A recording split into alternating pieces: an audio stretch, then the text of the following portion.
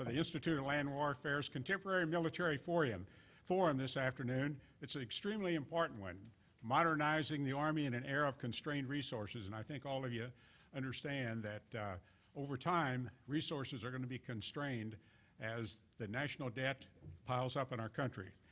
We couldn't ask for a better panel today than we have here, led by the Vice Chief of Staff, General Peter Chiarelli. We also have Lieutenant General Lennox, the Deputy Chief of Staff G8, Lieutenant General Michael Vane, the Director of Army Capabilities Integration Center in TRADOC, Lieutenant General James Pillsbury, Deputy Commanding General, the Army Materiel Command, and finally Lieutenant General Bill Phillips, who is the MILDEP to the ASALT. With that, I'll turn it over to General Lennox. General Wagner, thanks, sir, for the introduction. Let me just start by introducing the 25th Infantry Division Men's 10-Miler Team. How about standing up, guys? Very proud of y'all. Did a great job. And you think these young men are interested in modernization, sir. They're here because they have to be somewhere today. And tell the truth, you had to be somewhere after lunch, so you could sleep in and come to this panel. So it's not your interest in modernization. But it's a great afternoon, and I'm glad to see a full house again. I think we, General Maddox up front, sir, great to have you here with us as well. General Maddox said that they had the log sign outside, and I think that explains why there's a couple empty seats here. People thought this was a logistics forum, so we'll probably have some more people show up in a minute. My personal thanks to General Chiarelli, who's going to kick this off for us. General Chiarelli's played an instrumental role in our modernization efforts, as he'll describe to you today, starting last January when we were handed a task to come up with some ways to do things a little bit differently, a little bit smarter for the future. So it's great, sir, that you're part of the team. And then Mike Vane will follow up. Mike's been the director of the Army Capabilities Integration Center at Fort Monroe, part of TRADOC for the last 3 years. Jim Pillsbury, the deputy at AMC. Jim's going to talk a little bit about some of the way ahead in equipping the force and some initiatives that AMC is undertaking. And my battle buddy, Bill Phillips, down the end. Bill is going to talk to us about some of the challenges with acquisition and the way ahead. And I'll wrap it up very briefly in the end and talk about a little bit of the way ahead in our modernization policy and strategy plans for the future. So, sir, I'll turn the podium over to you. General Chiarelli, ladies and gentlemen. Thank you. Well, I haven't said anything yet. I'll spare you my Alex Rodriguez at the top of the ninth with 2 outs. Yankees. You want to see it? You want to see it?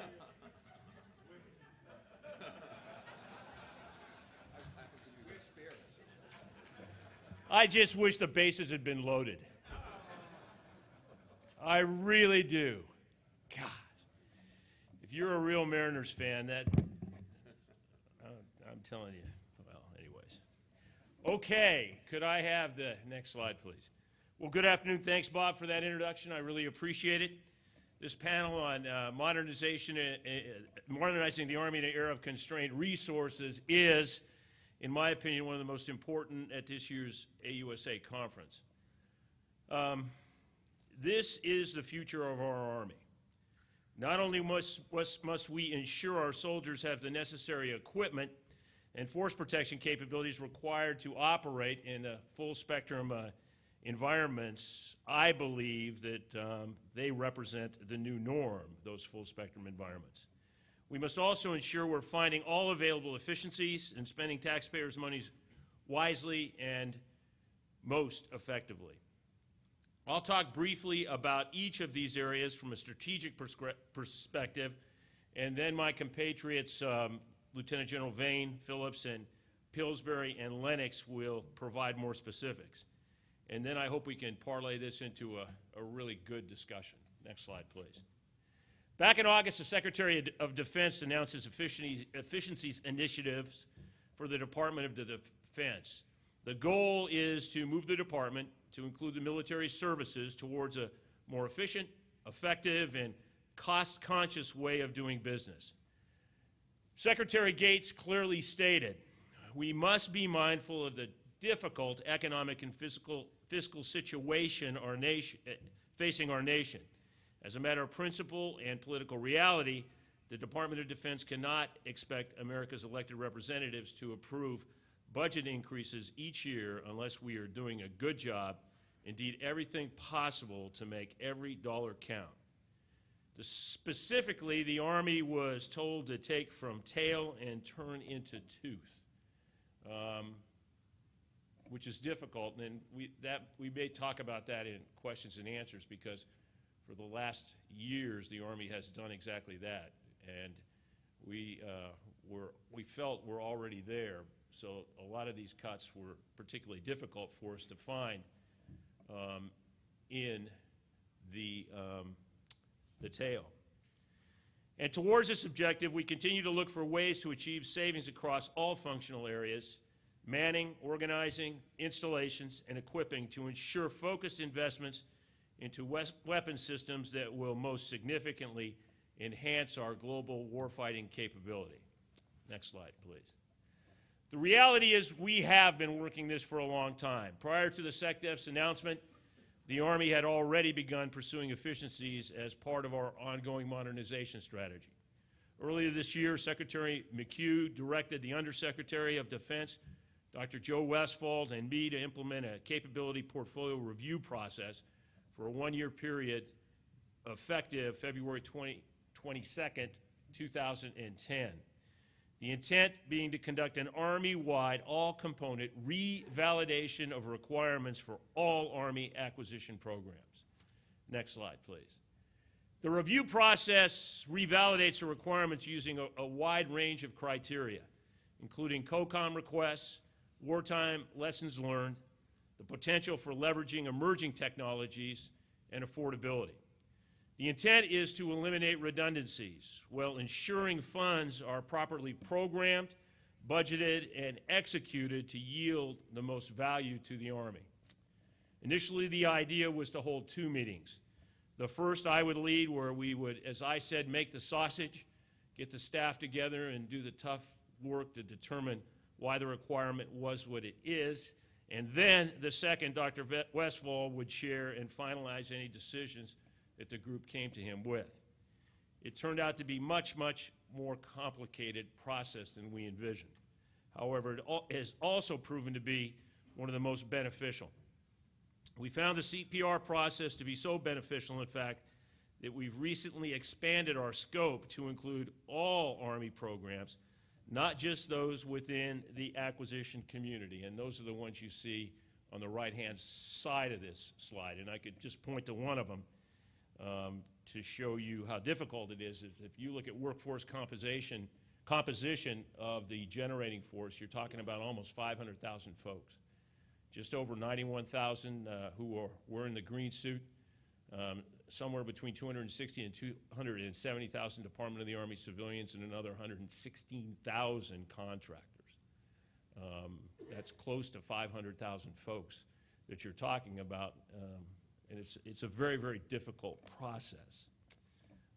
We are also researching methods to institutionalize this process across the board and make it part of the way the Army normally does business. The current letter from the Secretary of the Army gives us a 1-year period with a sunset clause to end on February 22nd, 2011. We plan to have to him before that the way we're going to institutionalize this process. If I was to tell you some of the lessons learned that have come out of it, I think the first one is that requirements have to be revisited much more frequently than we have ever had in the past, because the rate of technological change is so great that you've got to be willing to look at requirements much more frequently than you've done before. Next slide, please. Directly related to our efforts to find efficiencies and achieve savings across the force, we have developed modernization roadmaps associated with each of our battlefield operating systems, with the focus on enabling those capabilities which most significantly enhance our soldiers' warfighting abilities. The network represents our #1 modernization effort. It must be symbiotic. It's not enough to simply achieve a variety of separate capabilities working alongside each other independently, or worse, in conflict with one another. The WIN-T, JITRS, and EIBCT programs are all critical to the implementation and realization of the tactical network. WIN-T Increment 2 is the most mature of these systems and is ramping up for an operational test in first quarter of FY12. We see tremendous value and capability in the JITRS, Rifleman Radio, HMS Manpack, and GMR systems. And while we continue to improve and build on these promising capabilities, we need to be creative and aggressive in finding ways to get these systems into the hands of our soldiers as quickly as possible. Next slide, please. Now, we've made remarkable strides over the past 9 years. Many of the capabilities in use today didn't exist a decade ago. They've revolutionized how we fight and operate on today's battlefield. And the innovation continues almost on a daily basis. However, as we continue to add needed capabilities, one of the most significant challenges we face is interoperability.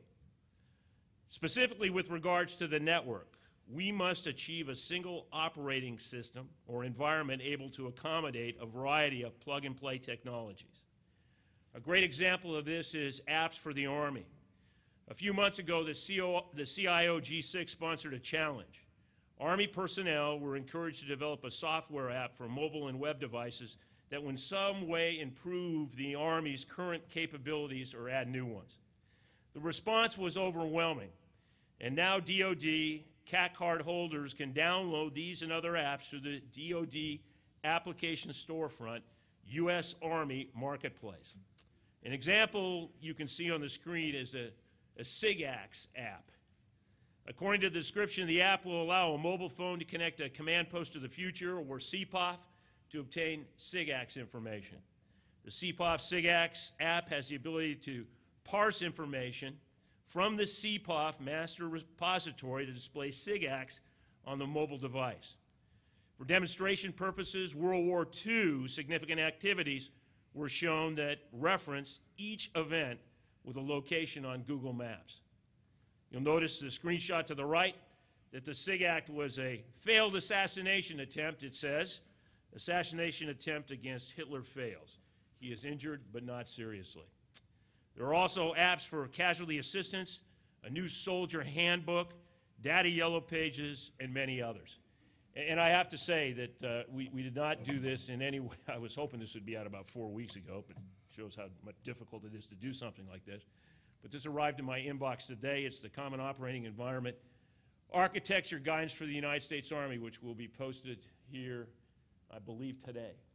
And it lays out for us the common operating environment that we are going to enforce in the United States Army. In fact, it sets the right limits and the left limits and puts us in a position, we hope, like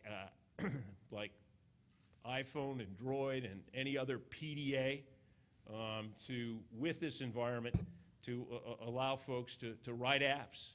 Gives the left limit, the right limit, and things that fall outside, well, we just don't have any interest in. And we think that this is going to be huge for the Army. It will be posted, I am told, here very, very soon. Next slide, please. We've also focused on the ground combat vehicle, an infantry fighting vehicle able to operate in a full spectrum environment and provide increased levels of force protection to our soldiers.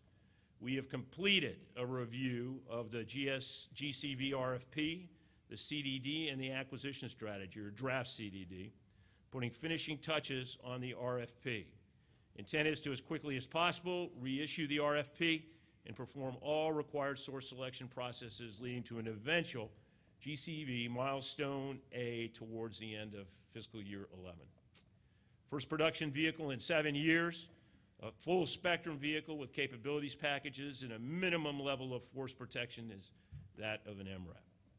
The GCV is just one element of our overall combat vehicle modernization strategy to include Paladin PIM, our aging M113 fleet, Stryker WV hull, and Stryker modernization.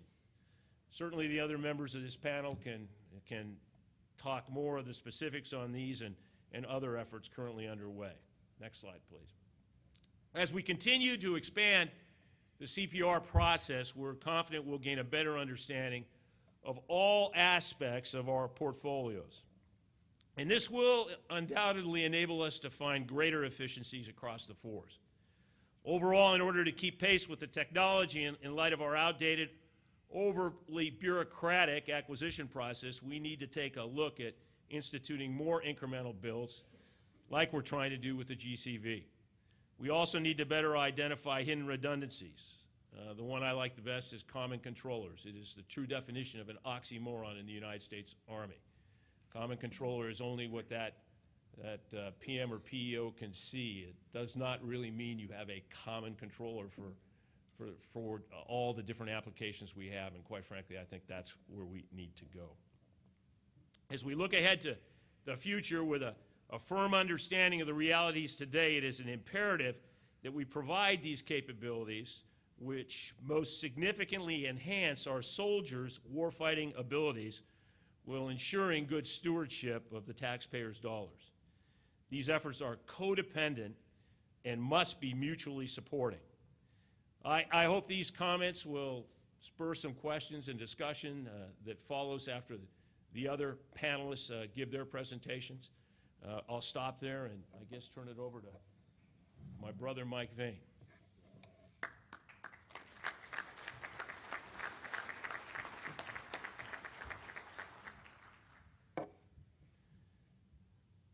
Thanks, sir. Appreciate the opportunity to talk to you a little bit today. Discuss some of the work that we're trying to do at the Army's direction to help achieve operational adaptability through affordable force modernization in order to meet the challenges of the future while maintaining our qualitative edge in the current fight. So in order to contribute a little bit to the debate about how to change ourselves, I'll offer a few ideas about how TRADOC sees this in the future. And this is a big challenge. Modernizing the Army and maintaining readiness in an era of persistent conflict where we face dynamic adversaries in an uncertain environment, a difficult task even when resources are not very constrained. Next chart. However, facing competing priorities and tightening DoD budget is much like this. Current versus the future. Operating force versus the generating force. Status quo versus change. It is a big challenge. It requires adaptation not only in our warfighting force, but also the way we approach generating and sustaining the operational Army and the processes that drive us throughout the generating force. Next chart. Concepts provide the Army its intellectual framework to determine how to conduct operations in current and future operational environments to prevent and deter conflict, prevail in war, and succeed in a wide range of contingencies. The Army Capstone concept, published in December of 2009, provides a guide to how the Army will apply available resources to overcome adaptive enemies and accomplish these challenging missions. The concept identifies operational adaptability as the key to success within an uncertain and complex environment. The Army must continue to evolve capabilities for full-spectrum operations and develop leaders with the contextual understanding and the judgment to assess the situation and visualize, describe, and direct operations to seize and retain the initiative in these complex and uncertain environments. The Army operating concept describes the employment of Army forces in the 2016 to 28 timeframe with emphasis on the operational and tactical levels of war. It describes how Army forces will defeat enemies and establish conditions necessary to achieve national objectives using two fundamental responsibilities as a part of full-spectrum operations. Combined arms maneuver to gain physical, temporal, and psychological advantages over enemies, and wide area security to consolidate those gains, stabilize environments, and ensure freedom of movement and action. Keys to realizing this concept include decentralized operations through mission command to act faster than the enemy. Apply an expanded understanding of combined arms to include both military and civil capabilities as well as joint and multinational. Develop leaders at every echelon who understand that they co-create context in the operating environment where all echelons and all specialties exchange information and collaborate to drive operations. Next chart. Our forces must be able to combine Army, joint, interagency, and multinational capabilities to defeat enemies and stabilize environments.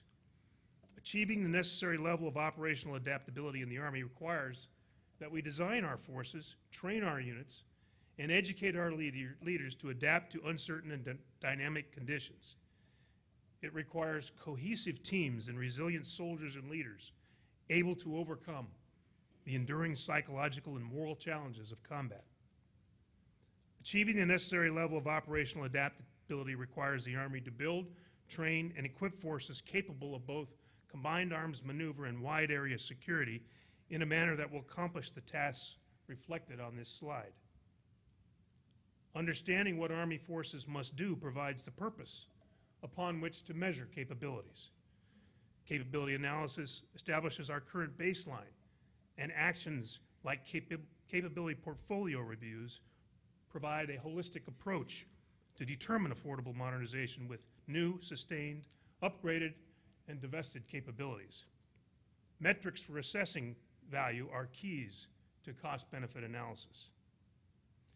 These key tasks apply at unit level in the Army as a whole and drive our overarching metrics for assessing the force. Next chart. Now I'd like to give you a view from the combat developer as to how one might continue to transform acquisition. Affordable modernization starts with establishing the baseline. What is the organization? What is its doctrine? How does it fight? How is it organized? How is it equipped, trained, and led? And what do each of those cost over not only initial procurement costs, but to sustain those over its life cycle? That's the baseline. Make sure we are clearly linked to the edge. Those engaged in the close fight clearly have the best ideas for the needs. And we must also stay linked to the technological community.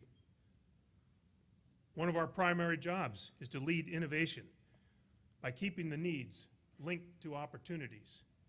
The pace of technology, the changing threat, the change in our political leadership demands that we continue to learn and adapt, learn and innovate. We need to get more knowledge earlier. Knowledge is power. Knowledge earlier is more power sooner. Develop in-house expertise to develop better understanding of what we need and the associated technical risks to better guide and support industry efforts. Bring together system engineers, costers, pricers, and testers, along with users to establish much higher confidence level in our requirements and cost estimates at milestone A. Converging experimentation, exercises, and testing to the greatest extent possible will accelerate capabilities delivery without sacrificing necessary learning. Separate events means longer time and more money. Take advantage of contractor testing, experimentation metrics along the growth curve of eventual issues and criteria to reduce the time and money while still achieving test and evaluation needs. We must get soldiers on equipment earlier in the development and testing processes. Develop the equipment to make soldiers more effective and efficient.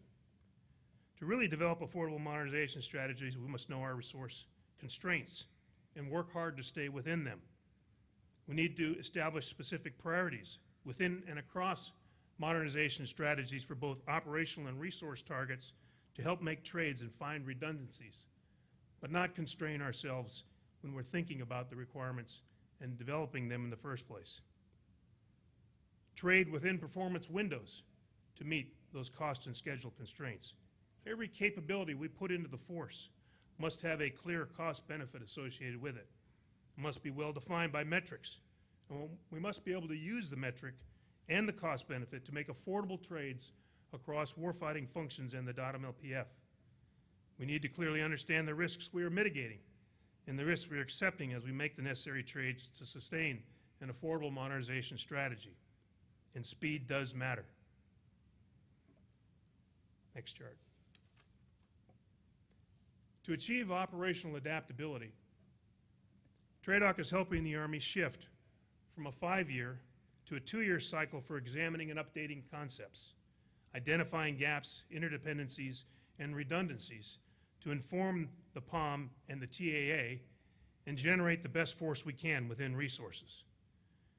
This shift allows for more frequent review of our concepts, of our conceptual framework, which reflects the operational environment of today and in the future, and the lessons that are learned from those soldiers at the edge. An update of our force structure and capability needs, our requirements, as the Vice Chief of Staff of the Army has just mentioned. Provide input to support annual budget and programming decisions, and align the input from TRADOC and from the field to both TAA and POM along the decision cycles the department has established. And as you heard from the Chief of Staff of the Army, we are conducting a review of our force design and force mix. In parallel, we are conducting capability-based assessments of each of the warfighting functions, and tied to the Vice Chief of Staff of the Army capability portfolio reviews, we think this will stand the Army in good stead to be more adaptable, more decision points to make based on what we're learning from the edge. We want to deliver capabilities that are resource-informed, integration-focused, and outcome-based to provide Joint Force Commanders with a versatile mix of tailorable, network-trained, and ready Army forces for full-spectrum operations. I'd like to thank AUSA and my other panel members here and all of you in industry for what you do to help get these capabilities in the hands of our soldiers and leaders, and I'll be followed by Jim Pillsbury, a New York Yankees fan.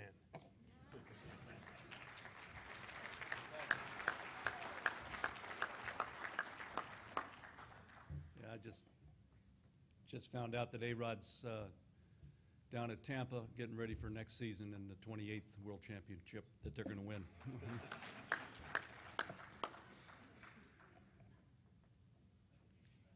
Thank you for inviting me to this this panel. The only reason I'm here is I'm a loggie and I saw the word log out there, and so I decided to show up. But in all seriousness, the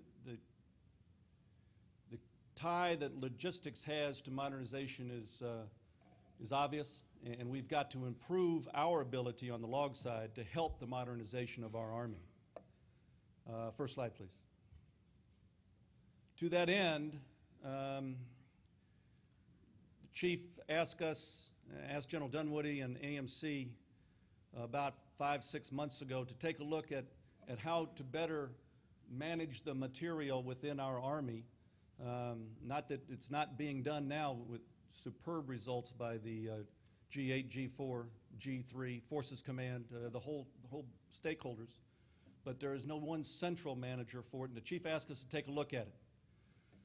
So we did, and we're trying to get a new management approach by putting a thing called the Lead Material Integrator out at Rock Island, Illinois, with our Army Sustainment Command that will help the Army manage its equipment and help get that equipment to the commander within the ARFRGEN cycle when that commander needs it and can train with it. All the words up here are nice. Those are the things that we have to do in order to prove the concept that what we think is going to be the right answer really is the right answer. And matter of fact, the Vice was briefed on this yesterday, and we got some work to do on the numbers of bodies that need to do the mission, and we'll work on that ASAP. But we're going to focus on the reset phase. Long ago, the Chief of Staff Army tasked the AMC commander with the reset small letters, the reset mission. And while others are resetting the soldier, the unit, MCOM, and others are resetting the soldier and the family, it's AMC's responsibility for the most part to reset the equipment. And we're going to leverage the time that we have with that equipment to help spiral in modernization that comes out of the processes that General Vane mentioned and the Vice mentioned. Next slide. As the LMI, lead material integrator, the concept is all the stakeholders, and this isn't all-inclusive. I'm sure there's some yellow balloons out there that we're missing. We'll be working together with a common picture from our logistics information warehouse, which again has been designated as the single source of data for this mission. And as the end results are pretty evident, I think, material execution at AMC. What's that mean? We take what the department's priorities are and what the demand signal is from the other core enterprises, and we provide resourcing solutions for the material necessary. And one of the things that we're going to be able to leverage here, and one of the reasons we think we can help the department on this cause, is the maturation of our footprint at post camps and stations. Some or all of you have heard of Army Field Support Brigades and the support battalions below them. We have a footprint, a lieutenant colonel or a colonel at every post camp and station within our Army. And we use that person to be the focal point for logistics. As of 1 October, the Director of Logistics became OpCon to AMC. So the things that AMC does pretty well, which is logistics, are going to be synergized, if you will, if that's a word, within that AFSB or that battalion at smaller post camps and stations.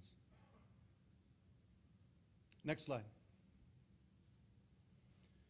There's 6,000 plus special reporting units, that is battalion and below, that we're going to be able to have visibility of and be able to give sourcing solutions for their material, as well as the BCTs that we're concentrating on right now. Now, level of detail.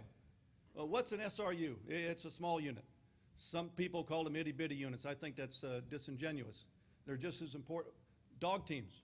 As a matter of fact, on Wednesday, every other Wednesday, we have a reset update with our Army Sustainment Command. And we spent 12 minutes, I timed it, 12 minutes on a dive unit at Fort Eustis. And they needed 16 specific items to be reset. And we didn't have the capability of doing it, but now we do. And that's the level of detail that we're getting into in the reset business.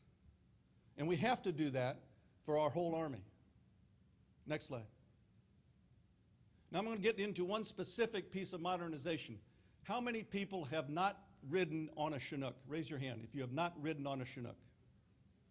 Okay, this is the newest Chinook. The